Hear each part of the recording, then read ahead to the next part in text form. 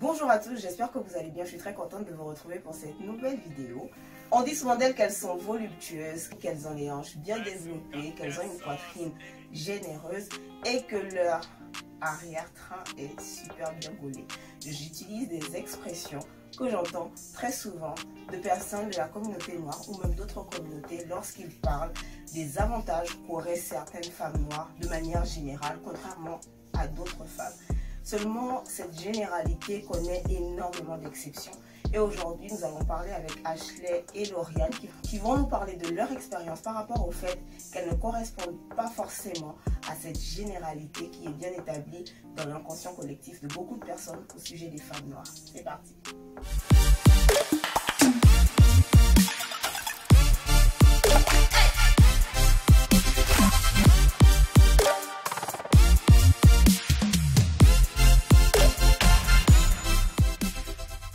Alors on va commencer par se présenter. Bon, Ashley, elle est déjà passée, je crois, 3 fois ou 2 sur la chaîne. Donc on va commencer. Mais même Lauriane en fait.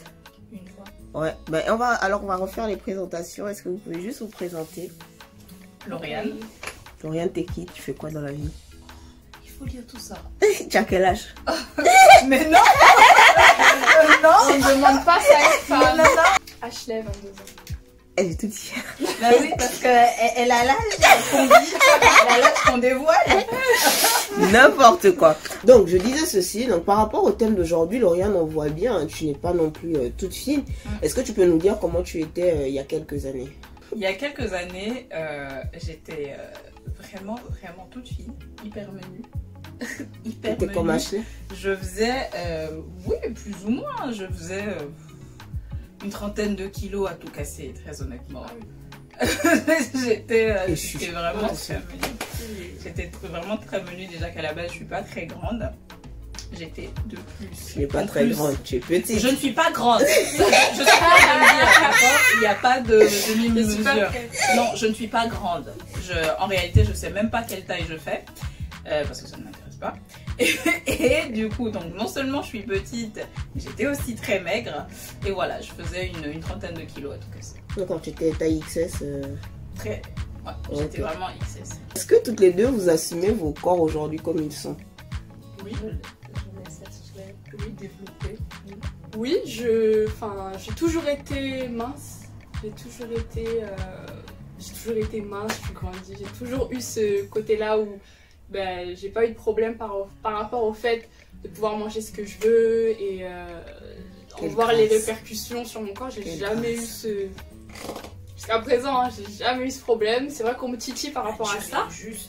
On me titille par rapport à ça que le moment viendra où je vais payer apparemment quand j'aurai les enfants, etc. Mais c'est vrai que j'ai toujours été... Alors Lauriane, toi qui as déjà des enfants, est-ce que tu penses que tu es au moment où tu payes?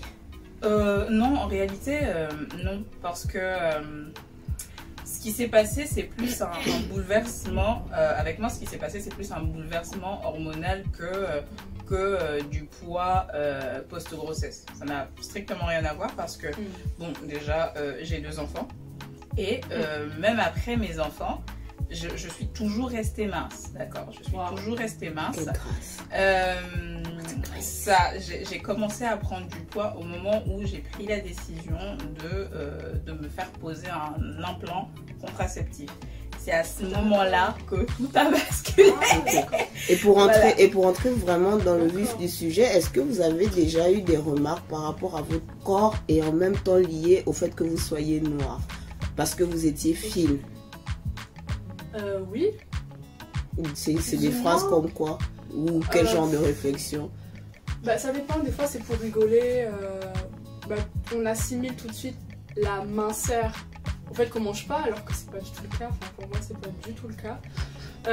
Je peux témoigner. Ouais. Pas du tout le cas. Mais sinon, j'ai pas eu de... Il y a plutôt les on-dit, c'est-à-dire que quand on est dans une société, on sait que par rapport à certains idéaux africains, par exemple, on va considérer que la femme qui est mince est moins considérée que la femme qui est plus pulpeuse et qui est plus en forme, en chair, etc. Et ça, c'est selon les goûts et les préférences. Hein. Moi, il faut savoir que quand je suis arrivée en France, parce que je suis arrivée en France après mon bac, après l'obtention de mon bac, je suis arrivée en France, donc j'étais bien entendu mince, menue. J'étais très menue et étant donné que j'étais en école de commerce, mes collègues me faisaient toujours des réflexions. Bon, après c'était pour rigoler, mais en réalité c'était dû à des a priori, en fait. Des on-dit qui disaient, et ils me disaient, waouh, mais tu es super mince quand même pour une black. J'avais ce type de réflexion en fait. Je suis super mince pour une blague. Regarde par exemple l'autre, elle est très en chair, et elle est en forme et tout. Et en fait, je leur disais, mais autant en Afrique qu'en Europe, on peut avoir des personnes grosses ou minces, enfin en chair ou pas. Enfin, il y a aussi ces espèces de différences là dans tous les pays, dans tous les continents, quoi. Et c'est quelque chose avec lequel je me battais quand même si en fait mon corps, enfin ma morphologie a beaucoup plus été acceptée lorsque je suis venue ici, et ça m'avait aidé à m'accepter, parce que en Afrique c'était plutôt comment dirais-je, ici il y a des dictats, et des beautés, des critères de beauté conventionnels, et autant en Afrique il existe aussi ces critères de beauté là. En Afrique c'était, il faut voilà, la femme plus ou moyenne de taille, plus ou moins pulpeuse, etc. Claire, hein. Oui, c'est ça. Claire, il fallait voilà avoir l'un de ces critères, ou sinon tous, pour être considérée comme une femme attirante, etc. Lauriane, tu as grandi au Gabon? Oui, je suis née et j'ai grandi au Gabon, et comme je vous l'ai dit précédemment, je suis arrivée en France après mon bac. Donc j'ai passé une bonne partie de ma vie au Gabon, et voilà, c'était ça. Est-ce que tu t'es pris des réflexions quand tu étais au Gabon par rapport à ton corps? Mais bien entendu, parce que non seulement, je le répète, j'étais petite et mince, donc c'était un peu compliqué. T'es un jouet. Ah non, mais c'était d'autant plus compliqué que je manquais énormément de confiance en moi à cette époque-là. Je manquais énormément de confiance en moi, alors que mon entourage, au contraire, n'avait pas l'air d'être dérangé par cette morphologie-là, mais j'avais développé cette espèce de complexe, en fait, d'autant plus que mes amis étaient plutôt clairs, plutôt bien formés, etc. Qu'est-ce qu'on entend concrètement par bien formé? Enfin, quand je dis, c'est par rapport aux critères de beauté. Oui, là-bas, justement, non, mais je veux qu'on explique pour ceux qui nous regardent. Bon, alors, avec des... J'aime bien la position que t'es même prenée. Bouteille de coca, un tu peu vois. plus grand. Voilà. Vous élancé un peu. Pas forcément grande, mais tu vois, de taille moyenne, tu vois. Parce que Lauriane, elle est en dessous de la moyenne. Mais n'importe quoi, je suis normale. Alors, non, mais tu es ta propre norme, on est d'accord, il n'y a pas de souci. Non, mais clairement, et du coup... Mais je te charge. Mais oui, je sais. Du coup, pour revenir au sujet, j'avais développé ce complexe-là, et pour m'en protéger, j'avais décidé de développer d'autres types de facultés, notamment des facultés intellectuelles. J'étais très bonne à l'école.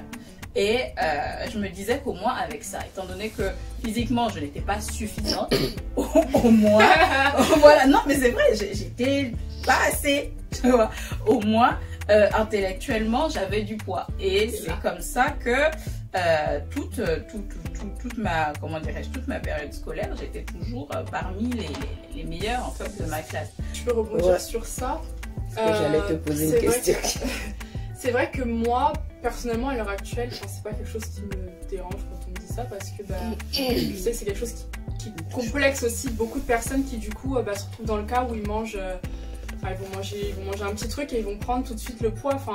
Et moi, c'est pas un problème que je rencontre au quotidien. Et c'est vrai que ça me fait ni chaud ni froid quand on me le dit. J'en ris même. C'est drôle, chacun a sa particularité, au final chacun a son poids. Maintenant c'est vrai que je me pose la question par rapport à ton expérience, Lauriane, c'est que si par exemple j'aurais grandi, parce que je suis originaire de la Guyane et du Brésil, je me demande en Afrique. Voilà, si j'avais grandi en Afrique, en Guyane ou au Brésil, peut-être que j'aurais été dans le même cas qu'elle, ou que voilà, peut-être que j'aurais été même pire, je sais pas, mais c'est vrai que c'est intéressant de l'entendre du point de vue de quelqu'un qui a grandi dans une culture imprégnée dans ça, en fait, vraiment imprégné dans cet idéal-là physique, voilà quoi, qui est vraiment ancré dans une femme. Et est-ce que l'une ou l'autre vous avez essayé de changer votre corps d'une façon ou d'une autre pour essayer de gagner un peu de poitrine, de gagner un peu plus de hanches ou un peu plus de fesses, puisqu'on souhaite que la femme ait de la chair entre griffes au bon endroit. Ouais. Parce qu'on veut pas qu'elle soit forcément pulpeuse partout, il faut qu'elle soit pulpeuse à des endroits stratégiques. Donc est-ce que d'une manière ou d'une autre vous avez essayé à une période ou à une autre, hein, au moment où peut-être vous étiez en train de vous définir en termes de personnalité, est-ce que ça vous est arrivé d'essayer de changer votre morphologie? Pour moi, c'était plié, hein, parce que... Pour moi, c'était plié, parce que dans ma famille, en fait, on n'est pas gros. Donc, très honnêtement, je savais que, quels que soient les efforts que je pouvais faire, je n'allais pas prendre. D'accord? Donc, morphologiquement, c'était plié, c'était mort. Mais en revanche, j'ai essayé de changer quelque chose d'autre pour entrer un peu... C'était quoi? Est-ce que tu peux nous révéler ton secret, s'il te plaît? Sinon, ce sera l'objet d'un autre épisode. Oh, allez! Sinon, c'est pas drôle! Elle a dit non! Elle a dit non!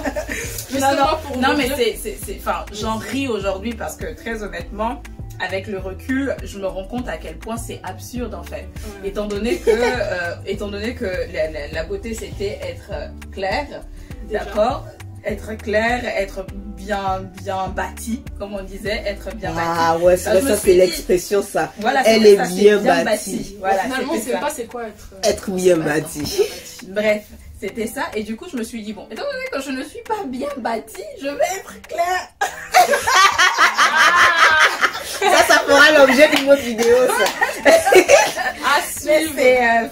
C'est fou, hein, c'est fou ce que le regard extérieur peut nous emmener, peut nous emmener à vouloir nous changer parce que mentalement on est vulnérable et on n'est pas encore bien assis en fait.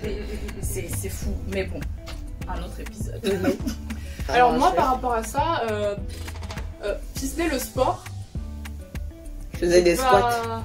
Ouais voilà, faire des squats, faire des choses que je fais encore actuellement, bon de temps en temps. Voilà.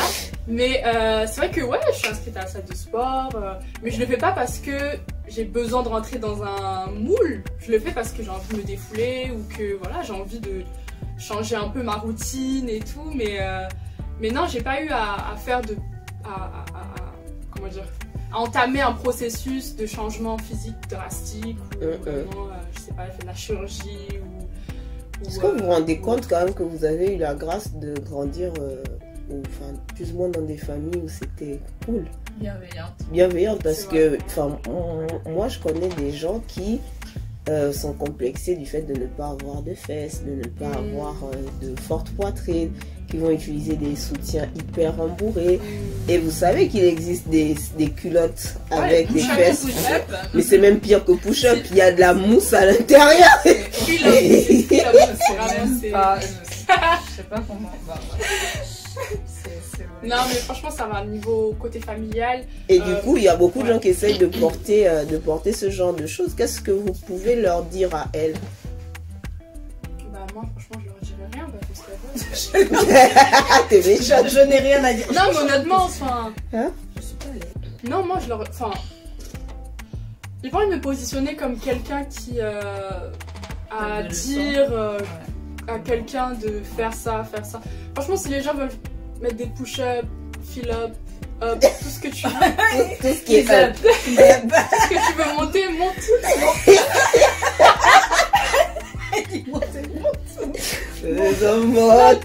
Monter. Tout ce que tu veux faire, franchement, fais. Ouais. Dans la mesure où si tu fais pour toi, fais-le. Si tu fais pour les bonnes motivations, fais-le. C'est quoi les bonnes motivations? Exactement. Moi, pour toi, quoi. Parce que vraiment, tu te préfères, tu te préférerais avec un peu plus de forme, je pense pas que ce soit non plus... Enfin, j'ai pas envie d'aller dans l'extrême et de dire que si tu te préfères avec plus de fesses, plus de hanches, plus de quelque chose, tout de suite t'es dans le complexe et tout. Alors que non, tu peux juste vouloir être un peu plus voluptueuse, comme des gens qui veulent être un peu plus fines ou gagner en muscles ou quoi. Et voilà, c'est toi, c'est ton process quoi. Mais effectivement, si tu fais avec les mauvaises motivations, dans le but de plaire aux gens, même pour entrer dans un boulot, ou même... voilà. Pour rebondir sur ce que Ashley a dit, il faut vraiment... comment dirais-je, il faut vraiment sonder ses motivations en fait. Je ne veux pas me positionner en donneur de leçons en disant oui, non mais tu n'as pas besoin de plus de fesses, tu n'as pas besoin de plus de seins. Non, en réalité, voilà, j'ai envie de dire que c'est devenu tendance d'avoir plus de forme, d'accord, étant donné que voilà, Instagram, les magazines, etc. nous montrent des stars de plus en plus pulpeuses. Les filles avec la taille comme ça, je sais même pas comment c'est possible, une taille comme ça et des hanches comme ça, mais bon bref. Et du coup, il faut vraiment sonder ses motivations. Est-ce qu'on a envie de faire ça uniquement pour plaire au regard extérieur ou c'est quelque chose qu'on veut le faire personnellement pour mieux se sentir? Il faut vraiment sonder ses motivations et aller plutôt à des moyens naturels. Franchement, comme Ashley disait, voilà, il y a le sport, il y a des choses comme ça. Enfin, n'ayons pas tout de suite recours à des choses un peu trop chimiques, drastiques, etc. Enfin, voilà, il faut vraiment sonder ses motivations. Se dire, ok, je ne me sens pas bien. Mais est-ce que, même si demain, je vais me faire injecter du silicone pour avoir un peu plus de fesses, est-ce que pour autant, je me sentirais mieux? Parce qu'attention, en fait, aujourd'hui, moi, je vous le dis, pourquoi? Parce que ça a été difficile pour moi de me voir physiquement changer. Ça a été un gros traumatisme au début, mais très honnêtement, je l'ai mal vécu parce que je ne me connaissais pas comme ça. Voilà, ça a été vraiment un choc. Posez-vous les questions. Pourquoi ok, aujourd'hui, je veux avoir plus de fesses, mais demain, si je fais tout pour avoir ce plus de gras là, est-ce que je vais l'assumer ou est-ce que je me sentirais mieux? Parce qu'en réalité, plus de fesses, plus de seins, plus de cheveux ou plus d'eux n'apporte pas le bonheur ou l'aisance émotionnelle dont on a besoin. Ce sont des choses qu'on doit développer en fait nous-mêmes, indépendamment de ce qu'on a sur nous, de ce qu'on porte, de ce qu'on est. Exactement, c'est vraiment ça. C'est d'abord votre mental, votre état émotionnel et psychologique en fait. Il faut vraiment vous poser les bonnes questions. Aujourd'hui, je suis à l'aise avec mon corps. Pour moi, le plus important pour moi, c'est d'être en bonne santé. Le physique ne fait pas tout. Très honnêtement. Exact. Le physique ne fait pas tout. Moi, ce que j'aurais tendance à dire aux gens, c'est tu as grossi, ok. Tu as maigri, ok. Ou tu as toujours été en dehors des standards de beauté que la société veut nous imposer. On s'en fout. Très honnêtement, on s'en fout en fait. Chacun de nous a quelque chose à apporter au monde et demande-toi ce que tu dois apporter. Accomplis, focalise-toi sur ce que toi tu veux accomplir et accomplis-le en fait. Il faut vraiment s'affranchir du regard extérieur parce qu'à partir du moment où on commence à faire attention à ce que les gens pensent de nous, alors on devient ce qu'on n'est pas. Non, je suis totalement d'accord. Et puis aussi, il ne faut pas oublier que notre corps est censé être comment dire, comment on appelle ça? Non, il est censé nous aider en fait à évoluer dans les sphères dans lesquelles on veut évoluer dans la vie. Et il ne faut pas que ce corps-là te paralyse. Il faut que tu le prennes, que tu l'embrasses pleinement pour marcher dans ce dans quoi tu dois marcher, évoluer dans ce dans quoi tu dois évoluer et accomplir tes rêves si tu en as, découvrir tes rêves si tu ne les connais pas et te découvrir que tu sois un homme ou une femme d'ailleurs, parce qu'on parle souvent des femmes. C'est vrai. Il y a aussi les hommes. On minimise cet impact. Il y a aussi les hommes. Et voilà, il faut qu'ils soient musclés, il faut qu'ils soient grands. Exact. Oui, ils ont ça aussi. Ils ont 1m80 minimum. Ça. Mais c'est vrai parce que généralement, on dit ah non mais moi je peux pas sortir avec un mec qui est Il y a quelqu'un qui a dit et tous les petits là vous les laissez avec qui? Bon, les goûts et les préférences, hein, moi je dis. Après dans tous les cas, souvent ils sont maqués. Hein.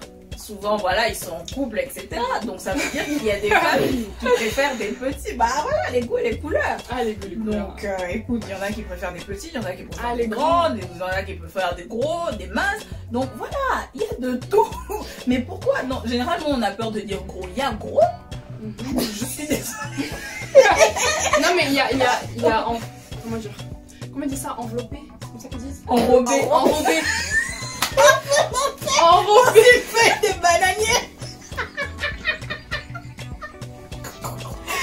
Enrobé. C'est ça le mot. Enrobé. Et il y a vraiment, ouais, il y a un plus gros.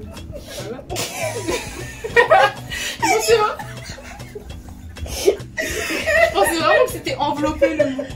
Bref. Par quoi?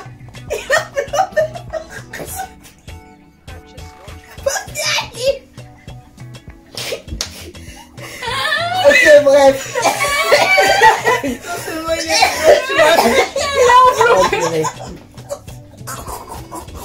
Est-ce que vous voulez conclure? Oui, moi je veux conclure. Ouais. Elle nous a tués. Enrobé, pardon, les frères. Alors personnellement, pour conclure, moi je dirais, je parlerai de moi en disant que aujourd'hui, je n'aimerais certainement pas revenir à... Non mais on va finir la vidéo là-haut. Je n'aimerais pas, d'accord? En aucun cas, je n'aimerais pas revenir à cette période où j'étais mince, même si en dehors du fait que... Enfin, au-delà du regard extérieur, ok? Au-delà du fait que c'était un complexe, etc. Mais ce corps-là correspondait à la jeune fille que j'étais avant. Okay? Ce corps-là correspondait vraiment à cette jeune fille-là qui comment dirais-je, était vulnérable, qui avait très peu confiance en elle, qui était en plein questionnement identitaire finalement, parce que ce que je n'ai pas dit, c'est que quand je suis arrivée en France, je suis arrivée dans un environnement où on acceptait beaucoup plus ma morphologie, où je faisais même partie des critères de beauté sur certains points, mais je me suis dit qu'il fallait que j'oublie mon africanité pour être acceptée et pour m'intégrer dans ce monde-là, en fait. Jusqu'au jour où je me suis rendu compte que non, c'est moi, je dois être comme ça. Donc bref, ce corps-là correspondait à cette personne-là. Et aujourd'hui, ma morphologie actuelle correspond à la morphologie du reste de ma vie, en fait. Ce sera ça.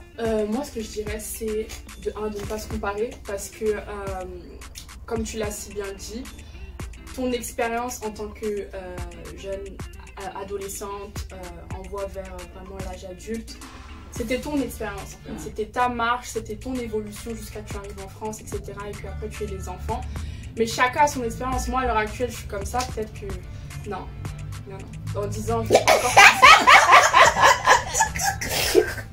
non. En fait, j'allais dire autre chose. Voilà, donc chacun a son expérience, chacun a sa... Si ça change, touche, tu reviendras nous expliquer comment tu as vécu. On revient dans 10 ans, Lexi et coquetterie. On revient dans 10 ans. Mais voilà, et puis je pense aussi qu'il faut s'entourer des personnes qui vont nous faire sentir cute, quoi. Qui vont nous faire sentir à l'aise. Même nous, essayer de développer notre féminité indépendamment des formes ou de la minceur. Peu importe. Qu'on puisse vraiment s'aimer, s'enjaillir. Habille-toi. Maquille-toi. Level up, quoi. Mais mets-toi. On va le... Voilà, lève la tête. Avance les épaules. Agence-toi. Tu marches. Voilà. C'est ça. Mets les couleurs. Non, mais clairement. Sois bien. Et enfin, faut aussi comprendre, je pense que se sentir bien et être à l'aise dans son corps, c'est un processus. C'est-à-dire qu'on ne se réveille pas un matin comme ça. Bien qu'il y ait des personnes qui sont plus enclines, on va dire, à se sentir bien et à s'accepter physiquement. Et ça, c'est vraiment top pour elles. Mais quand on a ce ce travail-là, nous, derrière, de devoir vraiment avoir confiance en nous et développer notre self-esteem, estime de nous-mêmes, eh ben, prenons ce travail-là, faisons-le et embrassons-le pleinement. Clairement. Ok. Merci les filles. Mais de rien. Ciao.